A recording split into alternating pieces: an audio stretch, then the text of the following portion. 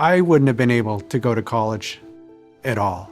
My family was really poor. I grew up on a little farm north of Lehi, Utah. My father had died while I was in high school, and we had a hard time getting by.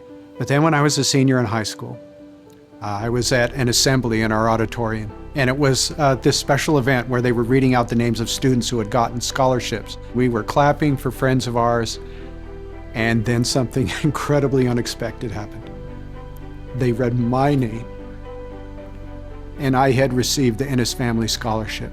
Ennis family owned my hometown newspaper at the Lehi Free Press, and it was a small scholarship. It didn't fund my entire education, but it was my start. And I remember just sitting there in disbelief, and that allowed me to begin my college education. Oh, my favorite thing about being a student at Utah State was simply having this catalog of things that I could study. I studied biology, but I mainly studied genetics. And especially because my father got really sick when I was young, I was very interested in what causes disease and what can be done to treat and prevent disease. And at Utah State, the people that I really worked with in laboratories and in those upper division science classes were terrific. And then folks outside of the sciences, Mark Damon, my Latin professor, one of the best professors I've ever known in my entire life as a student or as an educator myself, just helped me to become who I am today.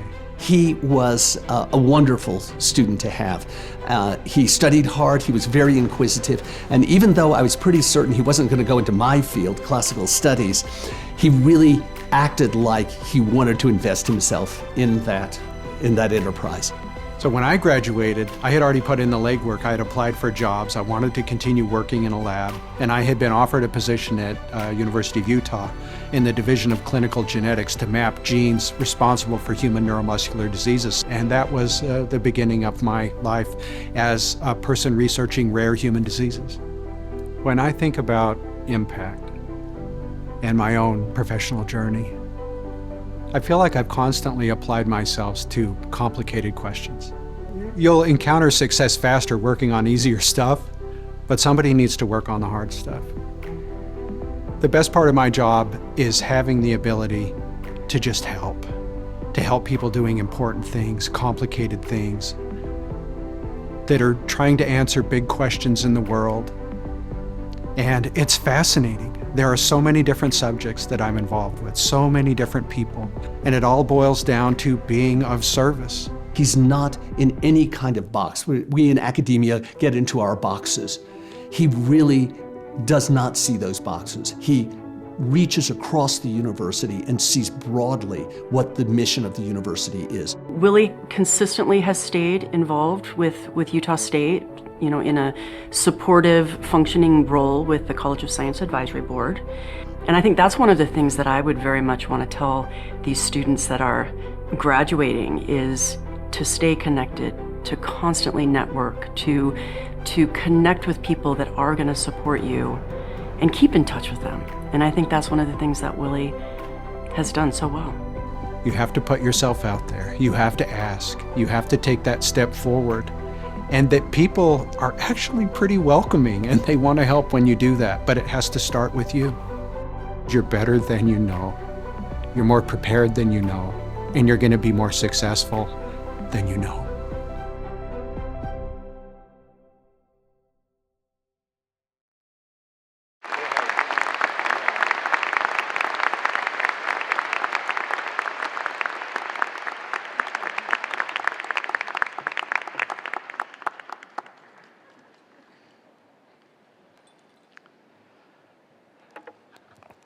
I hope to never forget this view. I wish to begin with gratitude, which I think is a pretty good starting place. I was deeply honored by the invitation to be here with this impressive group of scholars and their families and friends on this big day. Thank you, President Smith, Provost Smith, members of the Board of Trustees, and the USU faculty, students, and staff. Now, I'm here to celebrate the graduates and to offer a few insights, but before I begin, the thing I have most looked forward to saying is simply this. To the members of the Utah State University class of 2025, and on behalf of attendees and graduates everywhere, in every county of our state, in every state within our nation, and around the entire globe, spanning 138 years of history, welcome to the community of Aggie alumni.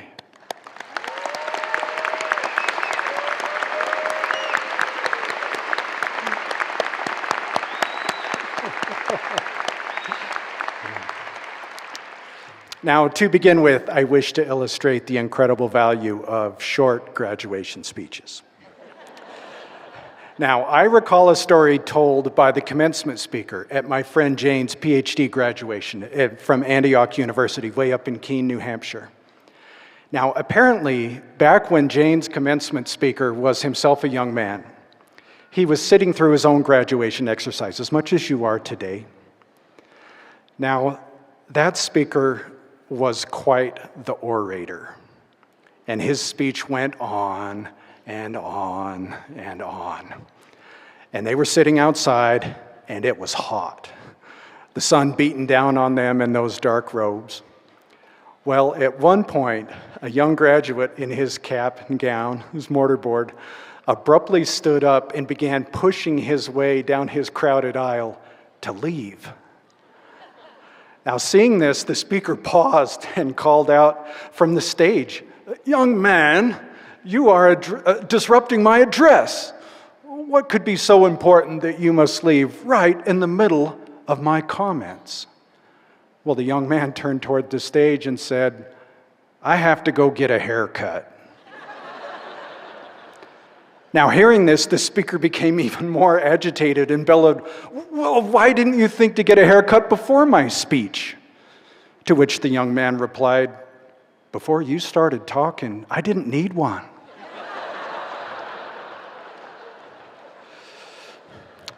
Now, unfortunately for you, I talk a lot.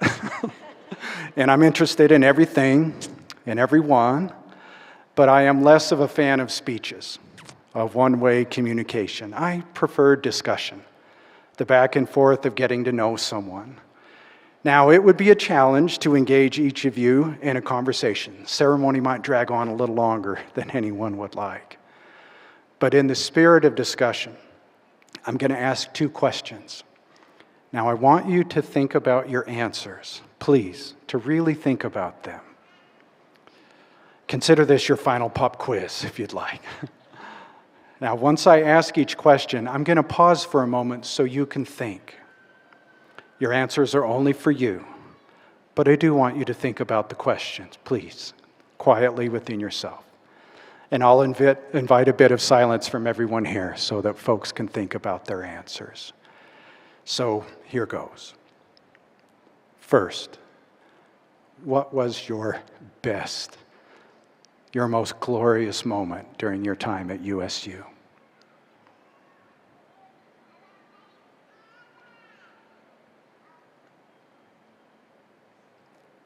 Next, what was your hardest, your most challenging moment?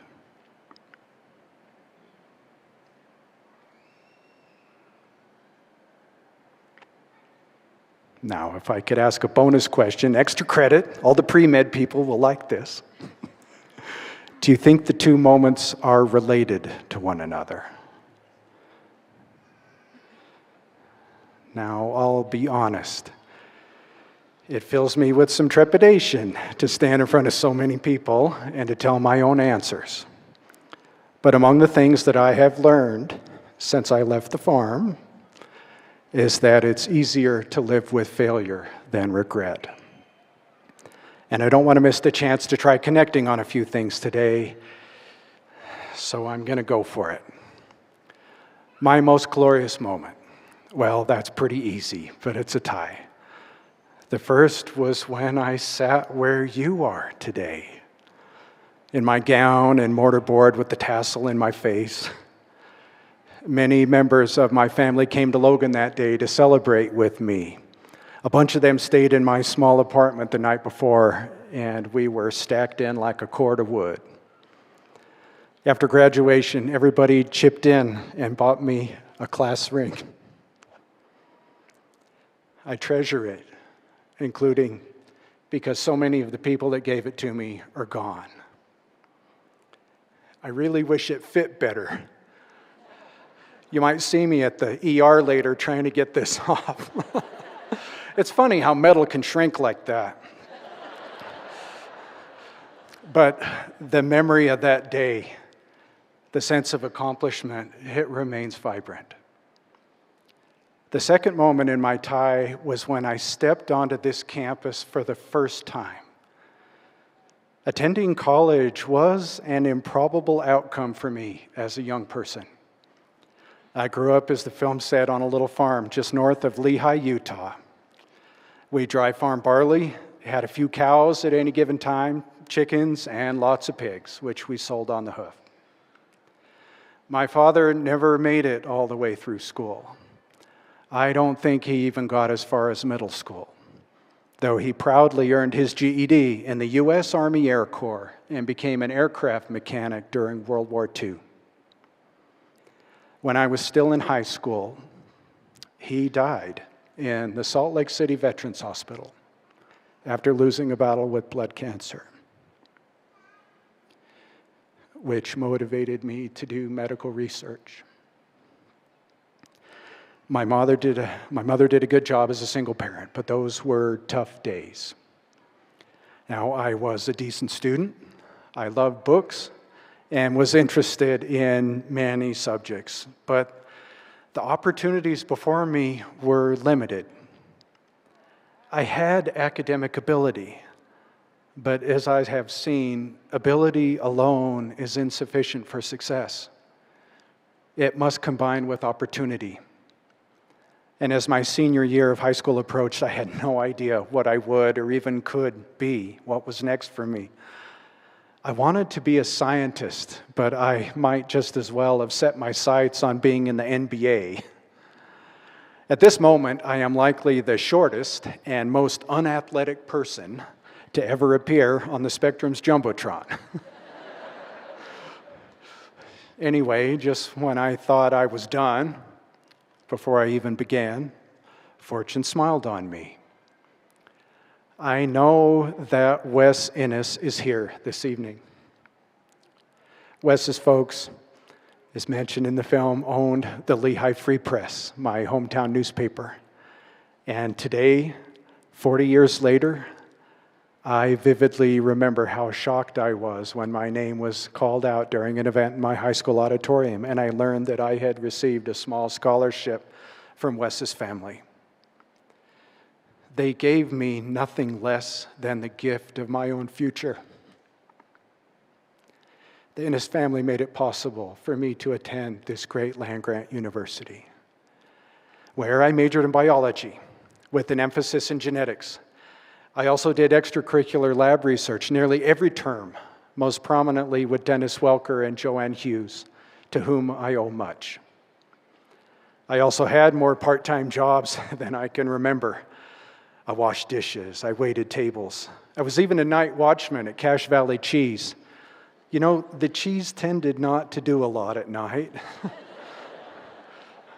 I had to withdraw from college twice, but somehow I made it back each time. And then, like some of you here today, I became the first person in my family to earn a college diploma. Oh, thanks.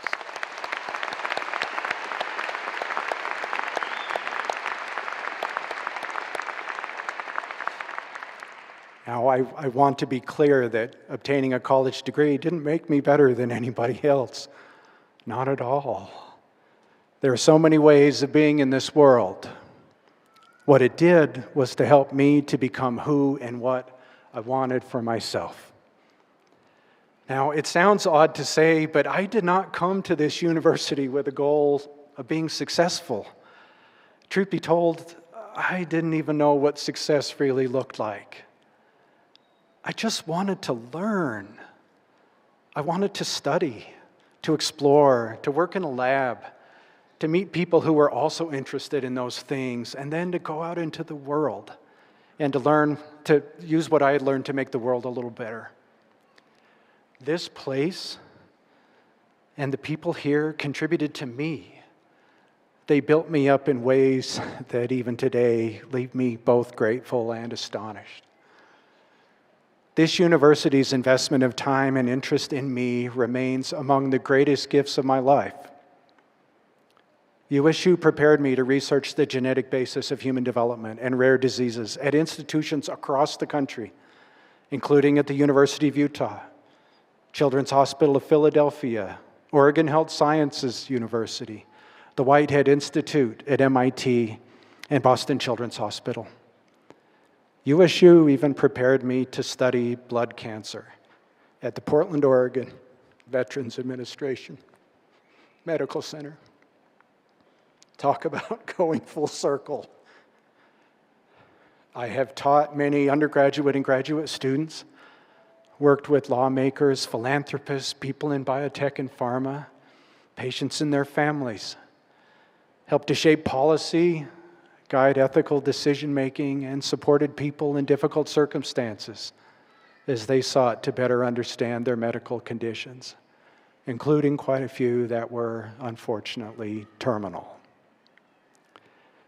Because of USU, I got my wish to be a scientist, to be an educator, to be who it was I most wanted to be, and then to help others to do the same. What was the hardest thing in my time here? Well, some were pretty comical. I remember one winter morning I woke up for that 7:30 a.m. math class at 7:20. Now I jumped out of bed, I arrived at class late, and everyone turned and looked at me as I hurried in and opened my coat to reveal my bare chest. In my rush to get out of the door, I forgot to put on a shirt. But to be serious, for me, and I imagine some of you here, college wasn't the easiest of times. I mentioned a little while ago that I withdrew twice. There were some moments and some long stretches of hardship, missteps, failures, false starts, days without a lot to eat, losses along the way. Things that people can and will experience at one time or another. But the hardest moment that came to mind for me might surprise you, and even to me, seems pretty small potatoes in the grand scheme of things. It was a time when I was sitting outside the registrar's office over in the student center after having received my grades for the term and realizing that I had fallen short of my goal to make the honor roll. Now, mind you, I never made the honor roll in my entire time at USU, not even once. I was kind of a late bloomer, you could say. And it wasn't because I didn't make the required GPA. I had actually managed that, and with a full-time load of upper division science courses.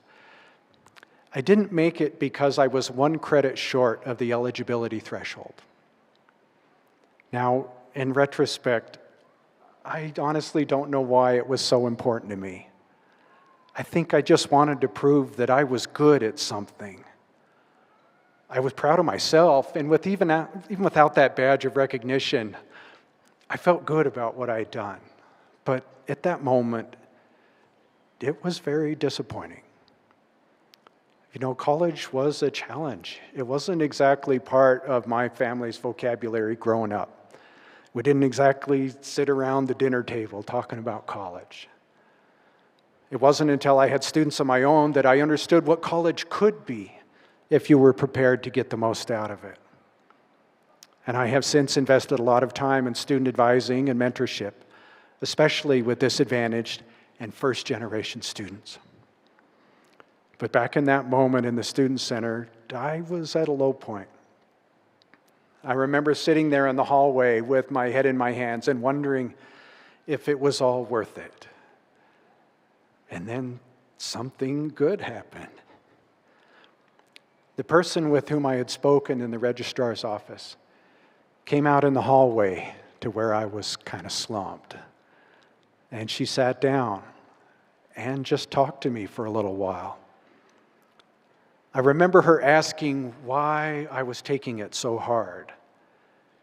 So I told her, and she listened and helped me to move on. I have never forgotten that moment of kindness. What I have learned is that any sense of accomplishment, of worth, it must be portable and self-sustaining. It is a flame that you light, that you nurture, and that you carry with you wherever you go. You have to. Sure, there are times, and many of them in life, when something or someone will blow out your candle, either accidentally or even on purpose. Light it again, or borrow a flame from someone else and keep it going. Because there will also be times when the wind is blowing against your flickering little flame, and despite everything you're doing on your own to keep it lit, it continues to shrink to the brink of being extinguished. But then someone else will come along, and they'll put their hands around it to shield it from the wind and help you to keep it burning. Someone did that for me in the moment I told you about. It's a small gesture. But as I have come to understand, big things are made of little things. They all matter. As I look around this space, I know there are people here who have helped today's graduates in their journeys to this moment. Graduates, I encourage you to do the same for others and to do it for your entire life. Among the things I have learned in my decades on this small planet that we share is that the surest way to improve the quality of your own life is to improve the quality of someone else's. Even in those times when there is seemingly nothing that you can give to improve the situation, you can always give yourself. Now, do I think my best and my worst moments are related to one another? Yes, they are. These examples and countless more in each category are points along an uninterrupted timeline, extending from my very beginnings to this moment today. A timeline that contains endless examples of the kindness and generosity of others who looked out for me, who offered support in ways large and small, whether I knew it or not, as well as examples of moments in which I did my best to be there for somebody else. If there is some grand purpose to this life, it is surely to help one another. I love nature and the out of doors, even though I now sit inside and answer email for a living. But I tell you from experience, as I have gotten out into the rocks and trees, deserts and deep waters of our world, that the most beautiful views I have ever witnessed almost always came at the end of a very rough trail.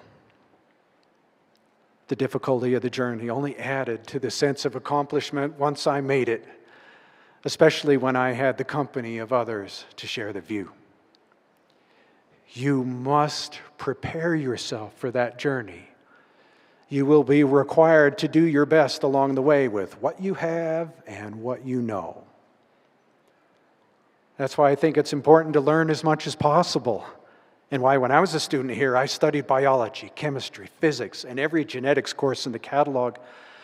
But I also studied music, literature, art, and language. Society needs institutions that conduct research, that produce scientific and technological innovation so people can thrive, so people can live. But we also need beauty so that we want to.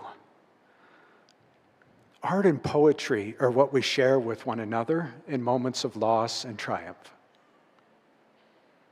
Now, though I'm a scientist, and as mentioned in the film, one of the people who nominated me to be today's speaker was Mark Damon, my undergraduate Latin professor. Salve, amicus. Gratias tibi ago. Now, did studying Latin make me a better scientist? It did. It absolutely did. Not only is Latin a beautiful language, but it helped me to better understand Latin-based scientific and medical terms. It also gave me a greater appreciation of history and of the nuances within language and communication. Learning a bit of Latin also helped me to cultivate my ability to study methodically, to have patience with concepts, to meet deadlines, to work with others, to express myself in front of groups. All of these things have helped me to be productive in every setting of my life because I was Mark Damon's Latin student.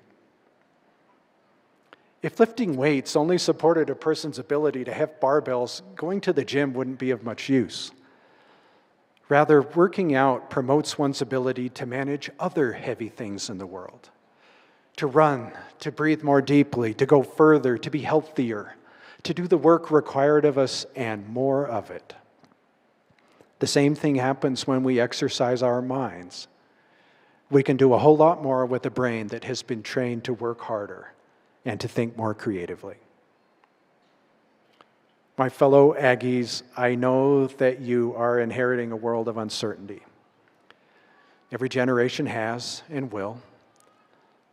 Even in my day, none of us were prepared to go out into the world, but the future does not wait on the present to be ready. It just comes anyway. You have to go. I can't tell you exactly what path you'll take from here or what you will accomplish, but you will. Not everything. Nobody ever got all they hoped for, but you will do good things, including some that, as you sit here today, have not yet even begun to glow within your imagination. Beyond that, what do I think the world needs? It needs you. Remember this moment in which you were more than good enough. Thank you for all you have done and will do.